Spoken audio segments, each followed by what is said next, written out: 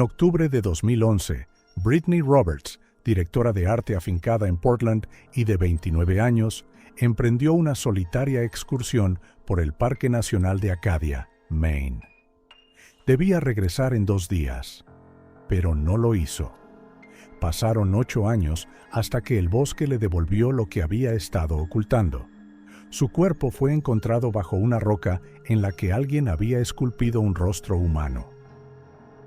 El 15 de octubre de 2011, Brittany Roberts, directora artística de Portland, de 29 años, llegó al Parque Nacional de Acadia, en Maine. Solía viajar sola, no tanto en busca de descanso, como de nuevas imágenes para su blog de fotografía. Unos días antes, publicó un breve mensaje en las redes sociales. Voy donde ningún turista ha ido antes. Quizá encuentre algo que nadie haya visto. Según los empleados de la gasolinera Coastal Stop N-Go de Bar Harbor, Brittany llegó a la estación hacia el mediodía. Llevaba una chaqueta brillante de color fuego y grabó un breve vídeo con su teléfono, diciendo que iba a explorar los secretos del parque. La cajera, Cindy Morrison, recordó más tarde que la chica era simpática y un poco distraída, y bromeó diciendo que solo llevaba una cámara, una brújula y café. Esta fue la última prueba confirmada de su ruta hasta la entrada del parque. Según los registros oficiales del Servicio de Parques, Brittany no se registró en el registro de visitantes situado en la entrada del sendero del lago Jordan. Dejó su Jeep Wrangler azul en un pequeño aparcamiento a 1,5 kilómetros del sendero principal. Desde allí partía un sendero poco conocido y sin señalizar que se perdía entre los pinos y se adentraba en una zona protegida del bosque a la que no solían ir los turistas. Según un turista local, Harry Miller, ese mismo día se encontró con Brittany hacia las 3 de la tarde. Ella se detuvo en una bifurcación del camino y preguntó dónde empezaba exactamente el viejo sendero que no está en el mapa. El hombre le indicó la dirección y ella se adentró en el bosque. Miller observó que la chica parecía segura de sí misma. Llevaba una mochila grande y un trípode, y una cámara colgada del cuello. Este testigo fue la última persona que vio a Brittany con vida. Al no ponerse en contacto con ella a la hora prevista, su hermana menor, Jessica, empezó a llamar a sus amigos y denunció su desaparición a la policía. La comunicación con Brittany se cortó por la tarde del mismo día. Su teléfono móvil se conectó por última vez a la red cerca de las afueras de Jordan Lake hacia las 19:00 horas, tras lo cual desapareció la señal. Un día después, se puso en marcha una operación oficial de búsqueda. En ella participaron guardas forestales, voluntarios y adiestradores de perros. Los perros siguieron el rastro desde el aparcamiento y avanzaron con confianza por un estrecho sendero en el que el aire húmedo olía a musgo y resina de pino. El sendero se adentraba en el bosque, pero terminaba de repente en la orilla del arroyo Soms. Allí, entre las piedras resbaladizas y los árboles caídos, encontraron un cordón de zapato deshilachado que se había enganchado en una piedra. No había más pertenencias.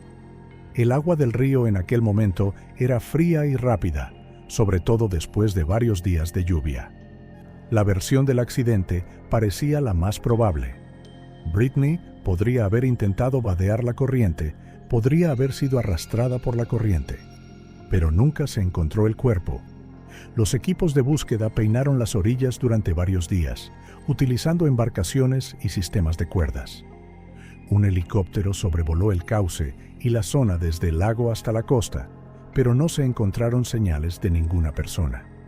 Al tercer día de búsqueda, bajó la temperatura y empezaron las primeras heladas. Los guardabosques solo encontraron unas huellas de botas frescas que coincidían con el modelo que llevaba Brittany y una rama rota cerca de un afloramiento de piedras. Pero estos hallazgos no aportaron nada concreto.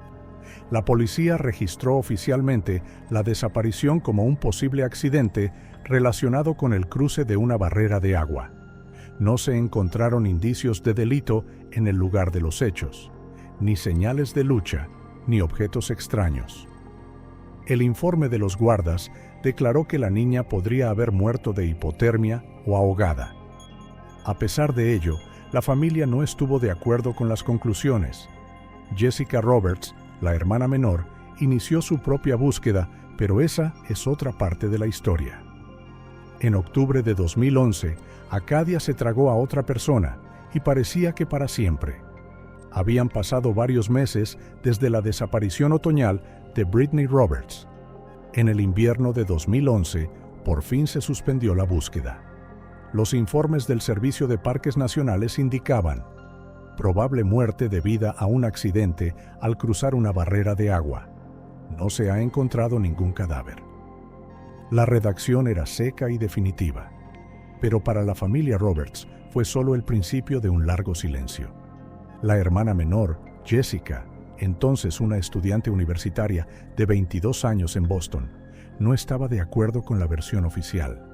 Venía a Acadia siempre que podía.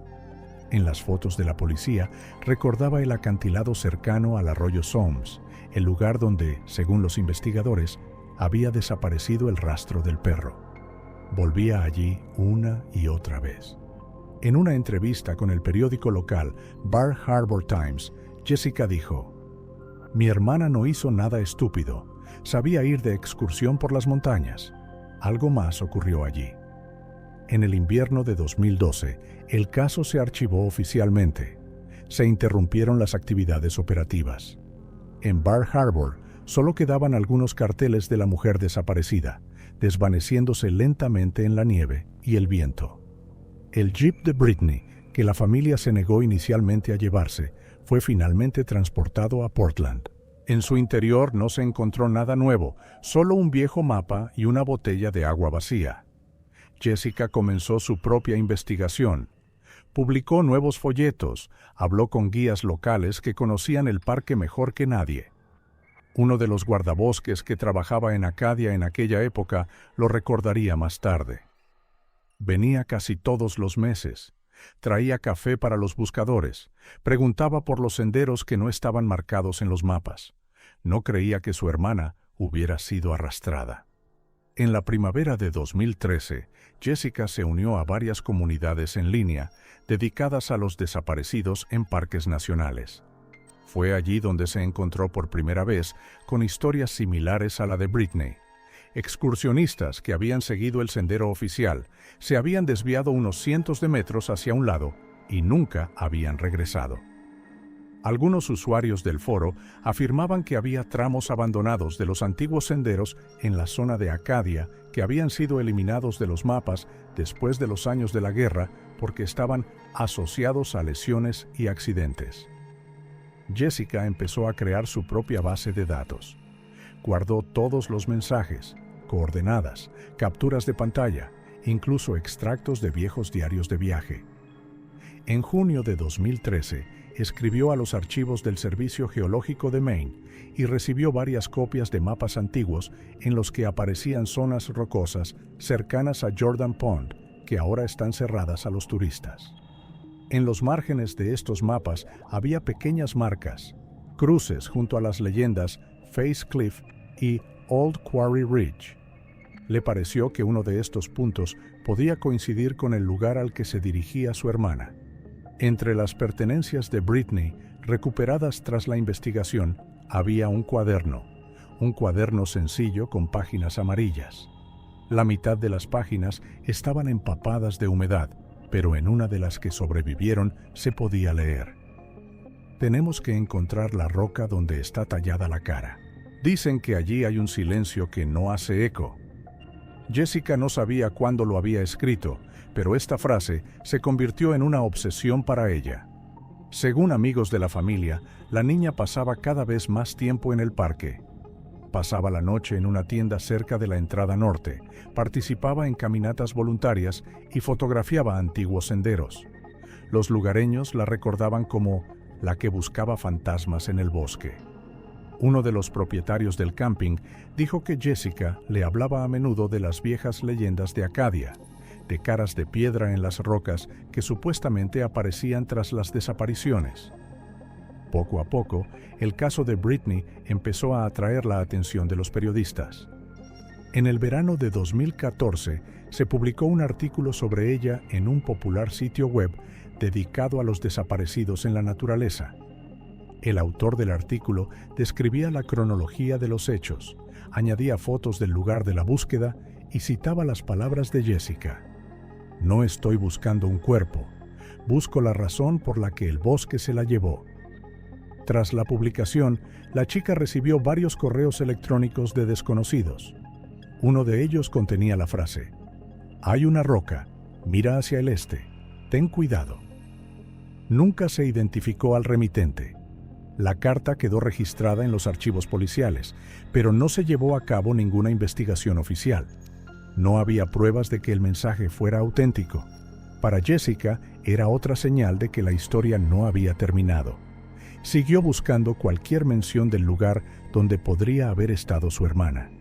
Mientras tanto, para todos los demás, el caso seguía cerrado. No había nueva información en los informes policiales y en las listas de personas desaparecidas figuraba como probablemente muerta. Pero en cada aniversario de su desaparición, alguien dejaba un pequeño ramo de flores secas y una foto de Britney a un lado de la carretera cerca del lago Jordan, con la leyenda: «Sigues ahí». El silencio que se apoderó del caso Roberts acabó formando parte del propio paisaje de Acadia. El bosque era silencioso, pero parecía encerrar algún tipo de respuesta a la que Jessica se acercaba a cada nuevo paso. Octubre de 2019 fue un mes frío y húmedo en Maine. Tras varias semanas de lluvia, la mayoría de los senderos del área natural de Acadia se habían convertido en estrechas zanjas cubiertas de musgo y arcilla. Fue entonces cuando un grupo de estudiantes de biología de la Universidad de Maine emprendió una expedición de campo para recoger muestras de una rara especie de musgo que solo crece a la sombra constante.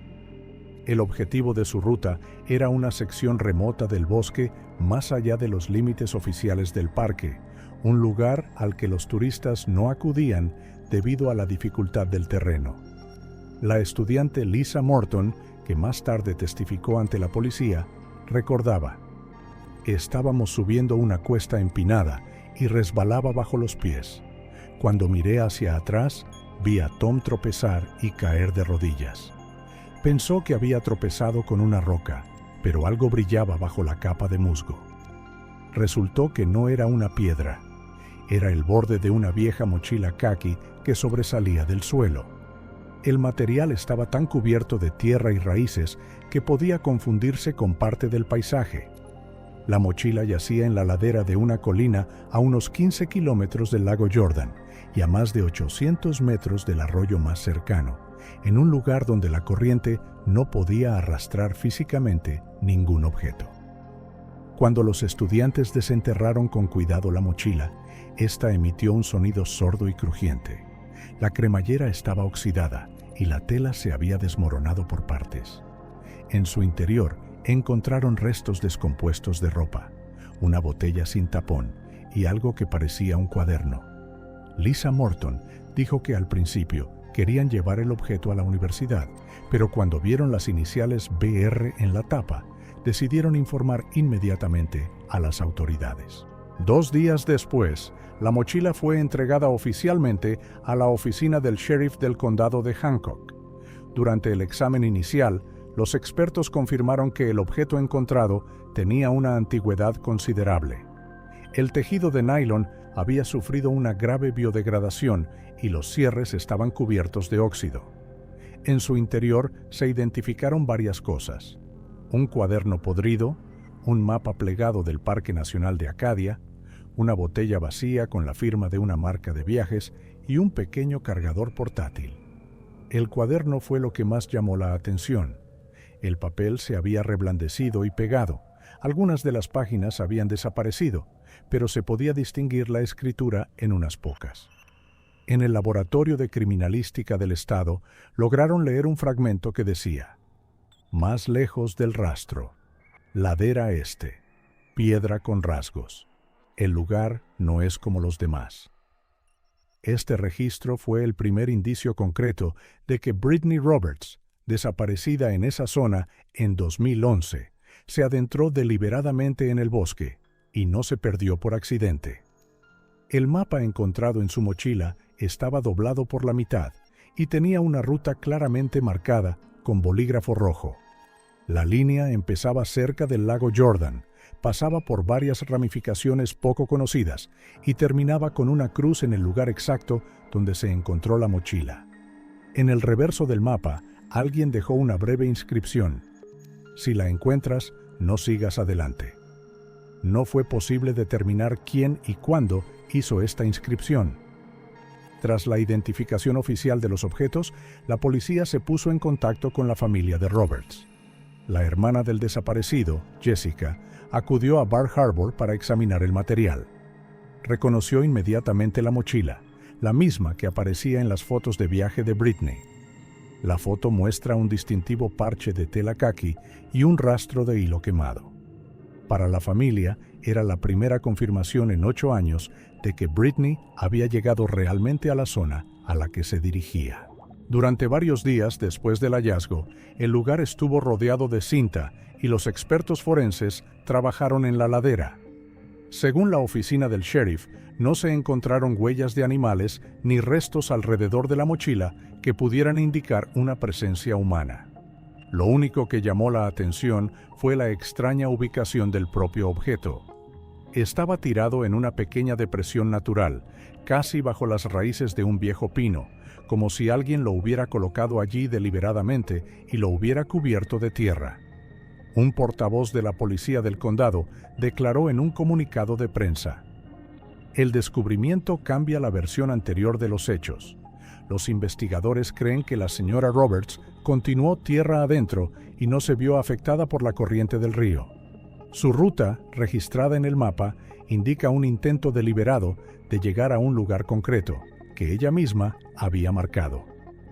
Los especialistas en sistemas de información geográfica crearon un modelo digital de la zona basándose en las coordenadas encontradas. El análisis demostró que la última marca del mapa estaba situada al pie de un escarpado macizo rocoso que no aparecía en los mapas turísticos modernos. Fue este hecho el que interesó a los investigadores. Si Britney simplemente se hubiera perdido, no habría dejado un punto final claramente definido en la ruta. Para Jessica Roberts, el hallazgo de la mochila era la prueba de que su hermana no se había ahogado, de que su camino no terminaba en el río. Terminaba más adelante, en lo más profundo del bosque. Pero seguía sin saberse qué había ocurrido exactamente allí. Unas semanas después del hallazgo de la mochila, la policía reunió material para reabrir el caso de la desaparición. Las pruebas incluían muestras de tierra, trozos de tela y copias de las notas del cuaderno. El informe de los expertos afirmaba: la mochila llevaba en su sitio al menos 7 u 8 años. No había señales de movimiento por parte de la corriente ni de animales. Probablemente fue escondida por una persona. La pregunta de quién la puso exactamente bajo las raíces del árbol y por qué quedó sin respuesta. Pero este descubrimiento se convirtió en el primer rastro real en un caso que se había considerado cerrado durante mucho tiempo. Y por primera vez en muchos años, el bosque volvió a hacer oír su voz, silenciosa pero clara, desde las profundidades donde aún permanecía la sombra del sendero desaparecido. Noviembre de 2019. El otoño frío y húmedo se había convertido ya en preinvierno. Las laderas de Acadia estaban cubiertas de fino hielo y una espesa niebla flotaba entre los pinos, demorándose en las hondonadas como si el propio bosque tratara de ocultar sus heridas. Fue entonces cuando se organizó una nueva expedición utilizando las coordenadas del cuaderno de Britney Roberts. Su objetivo era el lugar marcado con una cruz en el mapa que ella había encontrado, el punto donde su ruta se había detenido 8 años antes. El equipo estaba formado por 6 personas, 3 guardabosques, 2 voluntarios y un instructor de escalada.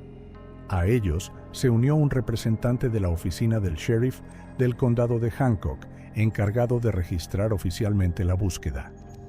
Todos ellos tenían experiencia en condiciones montañosas, pero incluso ellos admitieron que el terreno al que conducía el mapa era excepcionalmente difícil.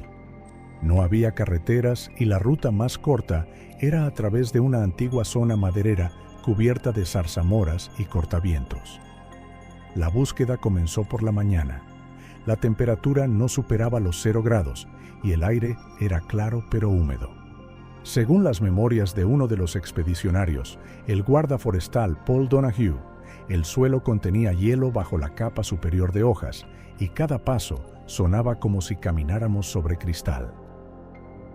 Guiados por el GPS, ascendieron por la ladera donde los contornos del mapa de Brittany debían encontrarse con los datos topográficos. Tras varias horas de ascenso, el bosque se fue adelgazando poco a poco. En lugar de arcilla, empezaron a ver fragmentos de piedra cubiertos por una fina película de escarcha. Fue aquí, según Donahue, donde vieron por primera vez el saliente, una estrecha franja horizontal de piedra gris entre la masa rocosa.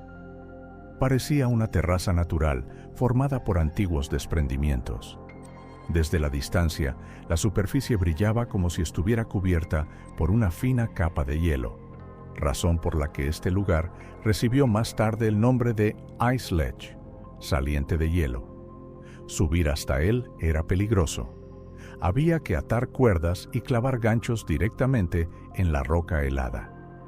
Cuando los dos primeros llegaron al borde, observaron una mancha oscura entre las piedras que parecía una tela desgarrada.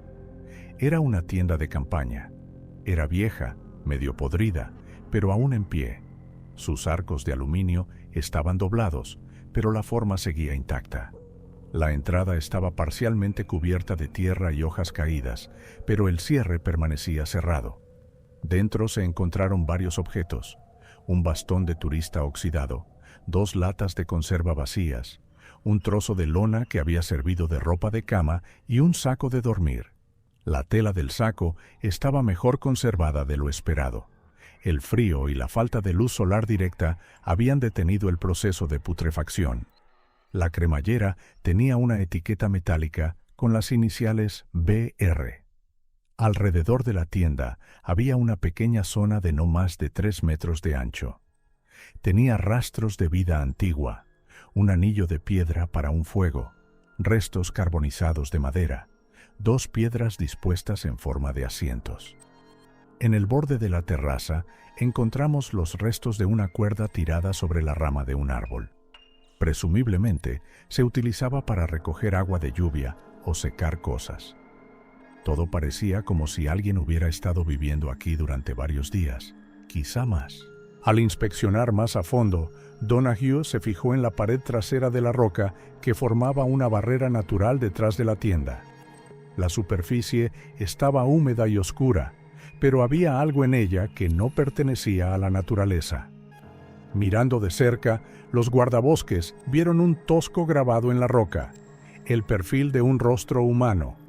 Los rasgos estaban tallados con imprecisión, pero eran reconocibles: frente, nariz, labios, cuencas oculares vacías. Alrededor del contorno, la piedra era de un color más fresco, sin una pizca de musgo. Las tallas parecían relativamente nuevas, como si no se hubieran realizado hace décadas, sino mucho más tarde. Los expertos en geología confirmaron más tarde que la superficie de la piedra en las zonas de las incisiones no había tenido tiempo de sufrir un oscurecimiento natural. Tras descubrir las tallas, el equipo avisó inmediatamente a la oficina del sheriff. Un segundo equipo con equipo fotográfico llegó al lugar. Se documentaron todos los objetos y se midieron las distancias. La cara medía aproximadamente 60 centímetros de alto y 30 centímetros de ancho. Estaba tallada a la altura humana, lo que excluía la posibilidad de accidente o erosión. El informe oficial, firmado por el jefe de la expedición, Thomas Brennan, decía: el yacimiento tiene todas las características de una larga ocupación humana. La ubicación excluye la posibilidad de que el yacimiento haya sido abandonado por un animal o que los objetos hayan caído allí espontáneamente. Las características naturales no explican el origen de las tallas de piedra. Ese mismo día se empaquetaron todos los objetos encontrados para su transporte. La tienda, el saco y la coacción se enviaron a examinar, mientras que la talla de piedra se dejó intacta. Se valló con cinta de advertencia y se asignó seguridad hasta la llegada de los expertos forenses. El noticiario nocturno de Bar Harbor publicó una breve noticia sobre un descubrimiento relacionado con un antiguo caso de una turista desaparecida. No se mencionaba oficialmente el nombre de Brittany Roberts, pero la gente del pueblo entendía de quién se trataba.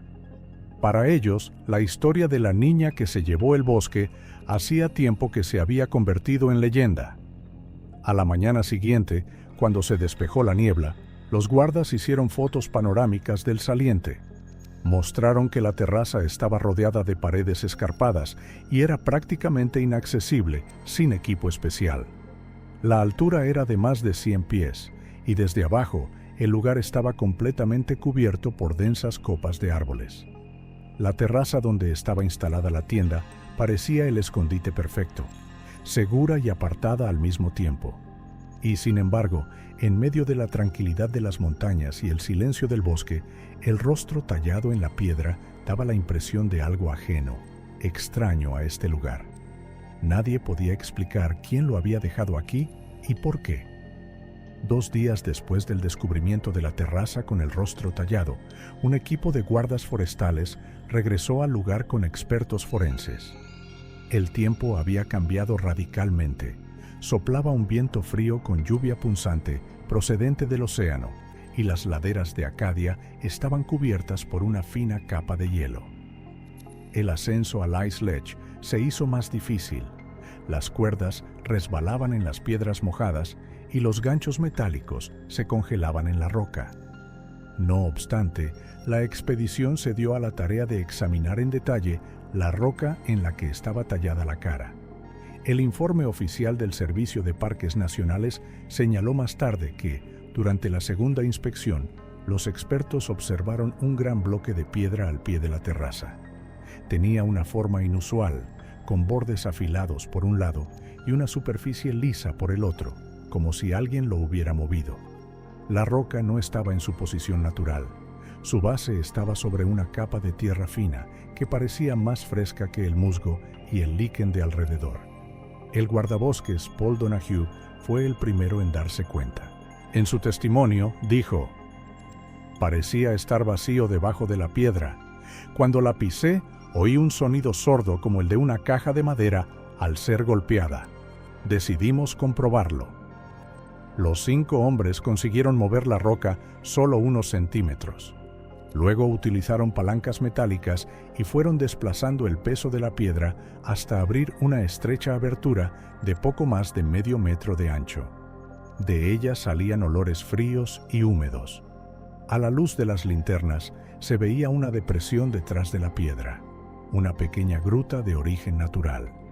La abertura se había ensanchado lo suficiente como para permitirles arrastrarse hasta el interior. El primero en descender fue el inspector forense Richard Boyle. Describió lo que vio en su informe. El espacio tiene unos 8 pies de ancho y unos 5 pies de alto. Las paredes están cubiertas de una gruesa capa de polvo y telarañas. En el suelo hay un saco de dormir de color oscuro. Dentro hay restos humanos. El cuerpo estaba en posición relajada, como si la persona estuviera durmiendo. El saco estaba medio cerrado, el brazo derecho a lo largo del cuerpo y el izquierdo pegado al pecho. Debido a la baja temperatura y la humedad, el cuerpo estaba parcialmente momificado. La piel de la cara y las manos estaba fragmentada. El pelo permanecía en su sitio, castaño oscuro, de longitud media. La ropa, una sudadera térmica, un cortavientos y unos pantalones de montaña, era claramente reconocible por la marca que llevaba Brittany Roberts. Junto a la bolsa había una cámara digital en una funda protectora. A pesar de la humedad, la funda parecía intacta. Fue incautada inmediatamente después de tomar la foto. Pero el descubrimiento más aterrador aguardaba en las paredes y el techo de la gruta. Cuando los expertos encendieron la iluminación adicional, quedó claro que todo el interior de la cueva estaba cubierto de tallas. Docenas de rostros tallados toscamente, pero con asombrosa atención al detalle. Cuencas de los ojos, nariz, mejillas, comisuras de los labios. Algunos de los rasgos eran similares, como si repitieran el mismo patrón. El experto en geología, Simon Hale, que estuvo presente durante el examen, señaló en su informe: las marcas de tallado son de diversa profundidad y frescura. Algunas se hicieron hace unos años, otras antes. No son formaciones naturales. La piedra fue procesada a mano, probablemente con una herramienta metálica afilada. Los testigos dijeron que, cuando la luz de las linternas se deslizaba por las paredes, parecía que los rostros observaban a la gente. Una de ellas, la más grande, de unos 60 centímetros de altura, estaba tallada justo encima del lugar donde había estado tendido el saco de dormir. Los rasgos de este rostro eran casi idénticos a los tallados en la roca exterior. Tras el descubrimiento de los restos, el yacimiento se cerró inmediatamente al público. Los forenses del estado se hicieron presentes y pasaron varios días inspeccionando el lugar con un escáner láser, midiendo cada centímetro de espacio. Según los análisis, el cadáver llevaba muchos años en la gruta. No había señales de movimiento animal ni rastros de manipulación tras la muerte. El informe del perito médico señalaba que la bolsa estaba sujeta desde dentro. Esto significaba que la persona se había tumbado dentro y se había cerrado. La causa de la muerte no pudo establecerse in situ. Fue necesario realizar un examen en el laboratorio. Un detalle importante fue la ubicación de la cámara. Estaba a la derecha de la cabeza, con el objetivo hacia adelante, como si el propietario hubiera hecho un último movimiento para cogerla. Había pequeños arañazos en el cuerpo, pero la tarjeta de memoria se extrajo intacta. Aparte de la bolsa y la cámara, no había nada en la gruta, ni comida, ni agua, ni equipo. Esto indicaba que Britney había abandonado el campamento con unas pertenencias mínimas o que alguien había trasladado su cuerpo tras su muerte. Sin embargo, no había indicios de movimiento. Los guardas que participaron en la excavación recordaron que en el interior de la gruta se respiraba una atmósfera extraña. El aire era seco pero pesado, lleno de olor a polvo y arcilla vieja. Cuando se estaban retirando los restos, un foco de luz iluminó una de las tallas más pequeñas.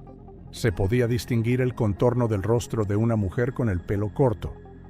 Uno de los expertos sugirió en privado que el escultor intentaba recrear el aspecto de la propia Britney. En sus comentarios oficiales, el Servicio de Parques se abstuvo de especular. El comunicado de prensa solo decía: en la zona donde se encontraron los restos hay numerosos objetos de origen antropogénico. Se está determinando su naturaleza y origen. Los trabajos continúan. Para los lugareños, la historia ha vuelto a adquirir una connotación mística. Empezaron a llamar al lugar la Cueva de las Caras. Nadie podía explicar quién creó las tallas y por qué el cuerpo de Britney Roberts acabó allí, bajo la roca, donde la piedra miraba al mundo con su propio perfil tallado. La cámara encontrada junto al cuerpo de Britney Roberts se convirtió en la principal prueba del caso. En diciembre de 2019 fue entregada al Laboratorio Criminalístico del estado de Maine. El aparato estaba mejor conservado de lo esperado. La carcasa estaba arañada, pero los componentes electrónicos estaban intactos. La tarjeta de memoria presentaba corrosión en los bordes, pero los datos se habían recuperado parcialmente. Los expertos trabajaron en las imágenes durante varias semanas, utilizando tecnologías que permiten recrear archivos borrados o dañados.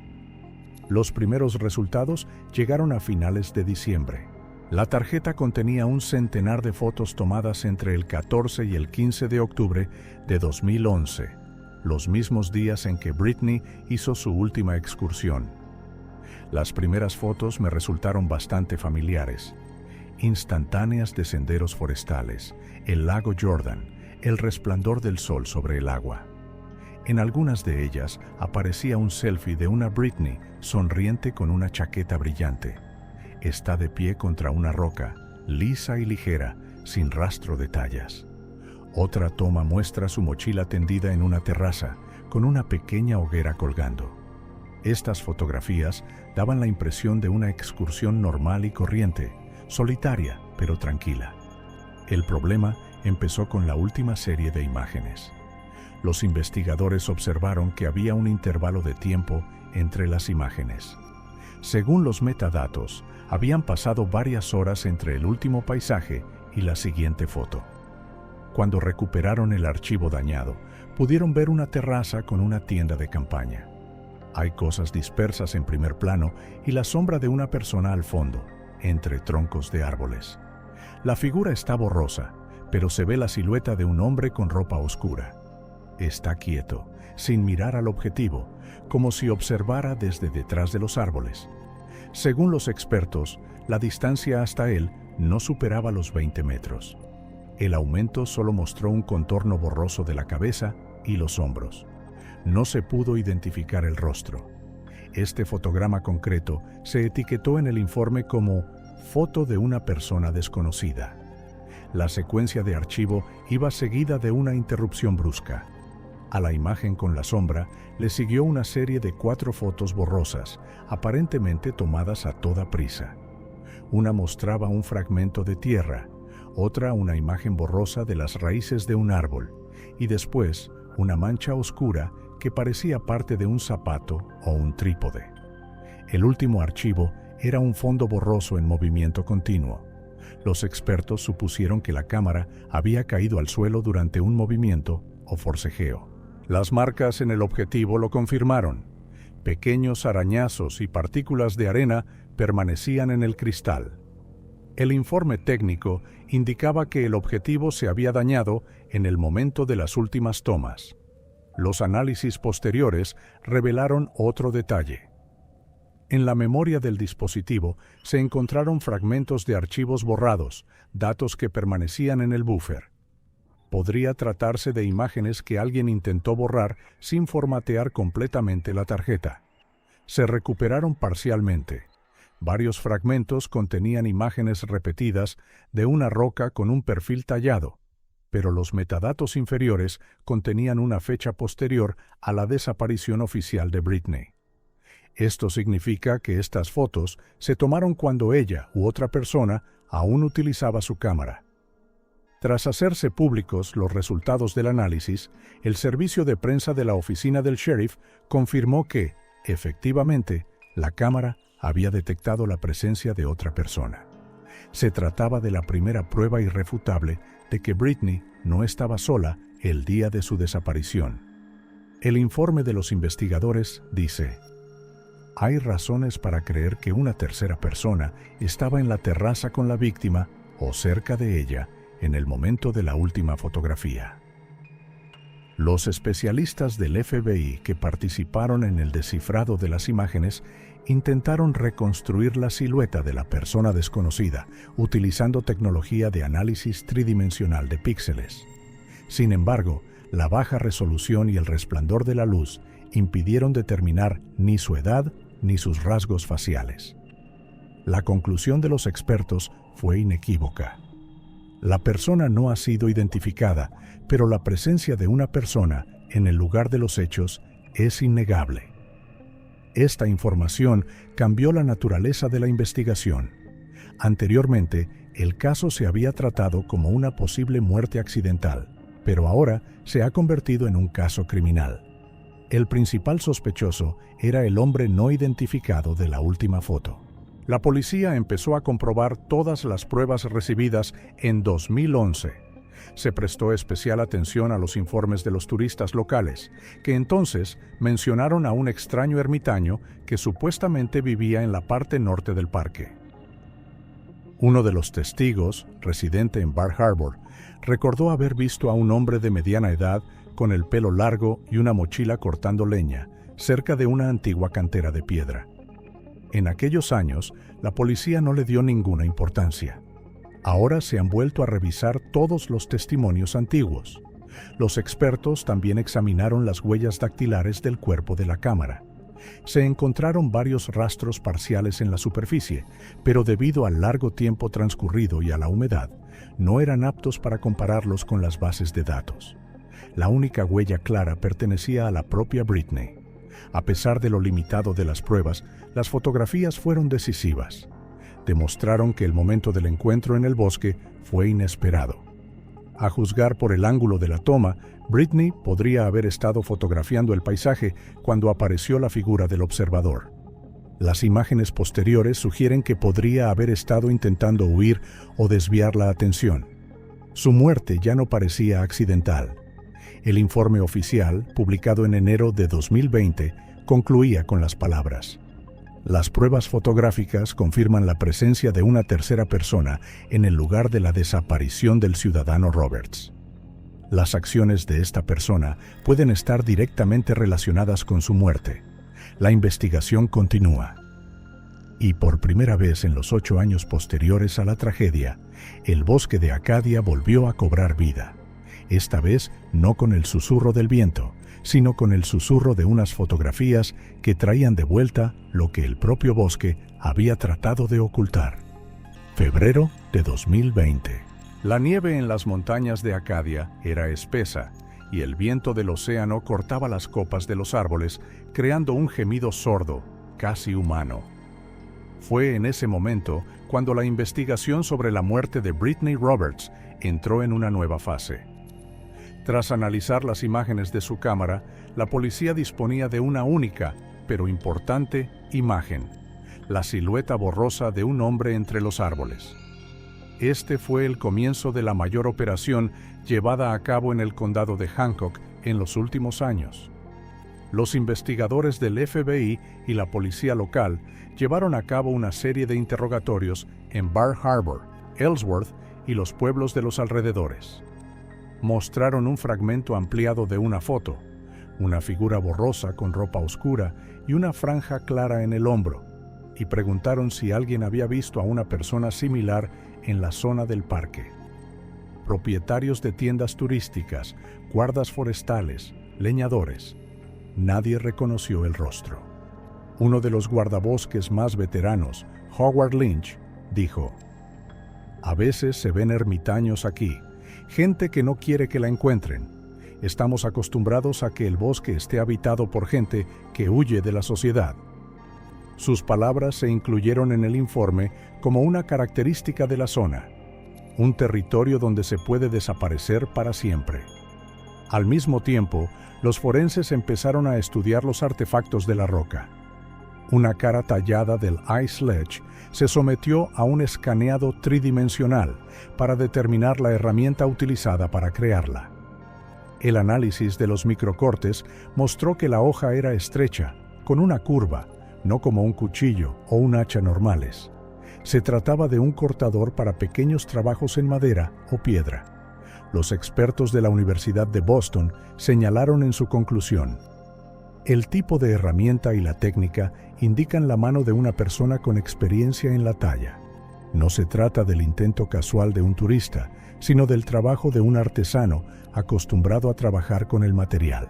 Los detalles del dibujo eran los mismos en todas las imágenes de la gruta. Muescas cortas y repetidas, una secuencia de movimientos que mostraba que el autor había actuado deliberadamente, sin prisas. Esto sugería que las tallas formaban parte de un ritual o hábito más que de un destello de locura. La investigación comenzó a buscar una conexión entre este maestro y casos conocidos de actividad extraña en la zona.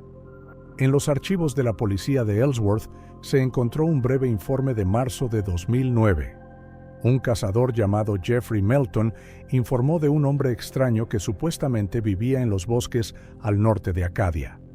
El informe decía: solitario, de mediana edad, barba, delgado. Decía hacer figuras de madera para calmar a los espíritus. La policía acudió al lugar, pero no encontró a nadie. El caso quedó sin continuación y recibió el nombre no oficial de Informe Carver. Este documento supuso un punto de inflexión. La descripción dada en el informe coincidía parcialmente con la silueta de la foto de la cámara de Britney. La coincidencia fue tan llamativa que el jefe del equipo de investigación, el capitán Larry Donovan, ordenó revisar todos los archivos de los últimos 10 años relacionados con extraños incidentes en los bosques de Maine. Durante varias semanas, los analistas del FBI revisaron antiguos informes sobre campamentos vacíos, tiendas abandonadas y casos de cazadores desaparecidos. Varios de ellos repetían un detalle similar. La gente veía figuras de madera o toscas tallas de rostros en los troncos de los árboles cercanos a las escenas. En su momento, no se dio mucha importancia a este hecho, considerado una extraña coincidencia. Ahora estos hallazgos han pasado a formar parte de una misma cadena. Las fotos de los archivos mostraban el mismo estilo: cuencas de los ojos vacías, bocas distorsionadas, líneas cortas talladas de izquierda a derecha, como si el autor fuera zurdo. Los expertos confirmaron que se trataba de la misma escritura que la de la piedra de la cueva de Britney. Los periódicos locales no tardaron en hacerse eco de la noticia. En febrero, el Bangor Daily News publicó un titular: ¿Quién es el tallador de madera? El artículo mencionaba que en la zona circulaban rumores sobre un ermitaño que crea caras para que los árboles las vean en su lugar. La policía no comentó los rumores, pero confirmó que existe esta línea de investigación. Al mismo tiempo, la búsqueda de un posible sospechoso se convirtió en una auténtica expedición. El territorio de los bosques del norte se dividió en cuadrículas, cada una de las cuales fue peinada por grupos de guardabosques y voluntarios. Utilizaron cámaras termográficas, drones y perros, pero no hubo resultados. El ermitaño, si realmente existía, sabía cómo desaparecer sin dejar rastro. En marzo, la oficina del sheriff dio a conocer nuevos datos. A pocos kilómetros del Ice Ledge se encontraron los restos de una vieja cabaña. Estaba derruida, pero había fragmentos de estantes de madera con trozos de madera tallada sobre ellos. Estaban cubiertas de musgo, pero su forma se asemejaba a rostros humanos. Los expertos confirmaron que la técnica era la misma que la vista en las rocas. En uno de los fragmentos, la palabra face estaba tallada al carbón. Para la policía, esta era otra prueba de que el escultor del bosque no era una leyenda. Su presencia en estos lugares estaba confirmada por pruebas físicas, pero no lograron identificarlo. Todos los intentos de encontrar a una persona que viviera en la zona de forma permanente acabaron en vano. Los guardabosques supusieron que podría haberse desplazado entre campamentos estacionales utilizando antiguos senderos de caza que no estaban marcados en los mapas. Algunos creían que podía conocer el parque al dedillo mejor que nadie, tal vez un antiguo empleado que había desaparecido deliberadamente de la sociedad. Un informe del FBI de marzo de 2020 introdujo una nueva hipótesis oficial: la posible implicación de un individuo conocido como el leñador en la muerte del ciudadano Roberts. La persona puede residir o esconderse en la parte norte del Parque Nacional. El nivel de amenaza para los civiles es alto. A raíz de este documento, el Parque Acadia se cerró parcialmente a los visitantes. Los medios de comunicación locales publicaron advertencias sobre una persona desconocida que puede ser propensa a la agresión. La policía no confirmó oficialmente la sospecha de asesinato, pero todo el mundo comprendió que ya no se trataba de un accidente ni de un mito. En medio del silencio invernal, el bosque parecía desierto, pero los guardas de guardia del Ice Ledge oían a veces crujir ramas en la oscuridad. Decían que alguien caminaba por allí, y tal vez la persona que buscaban los observaba, igual que había observado a Britney. Abril de 2020. Después de 3 meses de búsqueda infructuosa, en los que las redadas, las cámaras termográficas y los drones no dieron ningún resultado, el caso de Britney Roberts empezó a desvanecerse de nuevo. Justo cuando parecía que todo se había detenido, la oficina del sheriff del condado de Hancock recibió una llamada anónima. La voz de un hombre, sorda y desigual, decía conocer el lugar donde vivía el hombre al que la gente llamaba el leñador. Según los informes oficiales, el comunicante era un antiguo leñador que trabajó en la zona de Acadia entre los años 2010 y 2012. Se hacía llamar Richard Hayes, aunque más tarde se supo que probablemente se trataba de un nombre falso. Según él, mientras talaban árboles cerca de un arroyo de montaña, a pocos kilómetros del Ice Ledge, se topó con un campamento que no pertenecía a ningún turista. Hayes dijo que vio a un hombre que vivía solo y tallaba madera. Dijo que estaba tallando caras para que el bosque no estuviera solo. Se citó al testigo durante una breve conversación grabada en un dictáfono. Después de eso, el leñador no volvió a verle, pero recordaba la ubicación. Envió las coordenadas por correo electrónico y desapareció de la red. Un equipo especial de 7 personas, entre guardabosques, expertos en supervivencia y forenses, acudió al lugar. Tuvieron que caminar durante 2 días por zonas inaccesibles. El arroyo del que hablaba el testigo estaba situado en una zona baja entre 2 masas rocosas, donde no llegaba ninguna ruta oficial. En el mapa, esta zona estaba marcada como Zona de Observación de Flora Prohibida. Los primeros indicios del campo aparecieron de repente. En el suelo húmedo se veían viejas huellas de tablones de madera, y luego una entrada casi invisible a la cueva disfrazada de terraplén. El interior estaba seco. Del techo colgaban trozos carbonizados de madera tallada a mano. A lo largo de las paredes había estrechos estantes con latas de conservas, varias tazas de metal y una lámpara de queroseno que hacía tiempo que se había apagado. Entre las pertenencias había un hacha, 3 herramientas de talla y una sierra envuelta en tela. En el suelo había fragmentos de figuras de madera, la mayoría caras. Todas tenían la misma expresión, ojos vacíos y bocas estiradas, como congeladas en un grito silencioso. Nos esperaba el hallazgo principal. En la pared de la cueva había una galería de rostros tallados, docenas, quizás cientos. Algunas eran viejas, cubiertas de polvo, otras parecían más frescas. Las linternas iluminaban sus sombras, que se movían a la luz, haciendo que pareciera que la pared respiraba.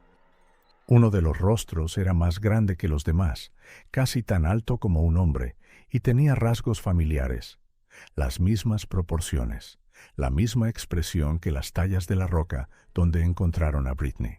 Cuando los expertos empezaron a describir el inventario, encontraron un cuaderno encuadernado en cuero en una caja de metal.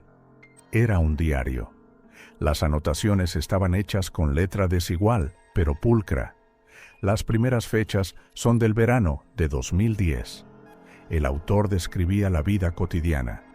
Las trampas están revisadas. Hay peces. He añadido una cara nueva para mantenerlos vivos durante la noche. Luego había frases extrañas. Me miran cuando cambia el viento. O el silencio se hace más ligero cuando tallo. Las últimas entradas están fechadas en octubre de 2011, el momento en que Britney Roberts desapareció. La página que cerraba el diario tenía un texto breve y claro. Una chica solitaria, vestida de azul, estaba colocando un trípode junto a mi piedra. ¿Me vio? No podía dejarla marchar. Ahora su rostro mirará al bosque para siempre. Los expertos grabaron cada línea. Los análisis de ADN mostraron más tarde rastros de ADN masculino que no coincidían con ningún individuo de la base de datos del FBI. Todo apuntaba a que el autor del diario era el mismo ermitaño al que una vez llamaron el tallador de madera. No se encontraba en el campamento. Los rastros demostraban que se había marchado recientemente. Había cenizas frescas del fuego, varias latas de conserva vacías y agua cubierta de hielo fino en un cubo.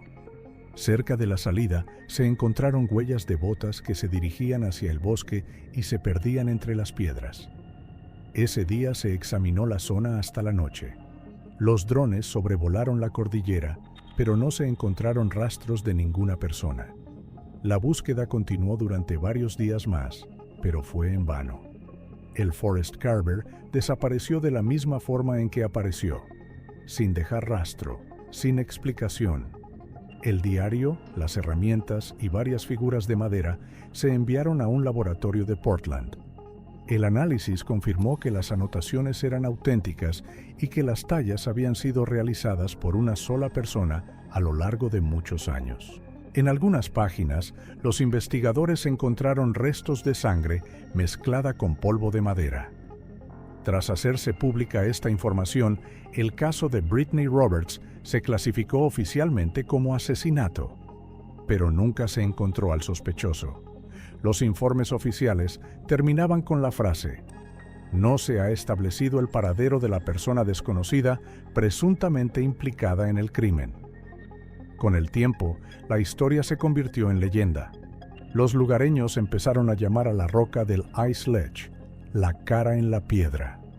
Los turistas, a pesar de la prohibición, acudían allí en secreto para ver los rasgos tallados. Se decía que a veces por la noche, cuando el viento sopla desde el océano, la cara parece brillar en la oscuridad. Acadia, con sus ríos fríos y sus crestas de piedra, ha vuelto a ser un lugar donde el silencio tiene voz propia. Y suena a través de un rostro tallado en piedra, la última prueba de que el bosque lo recuerda todo.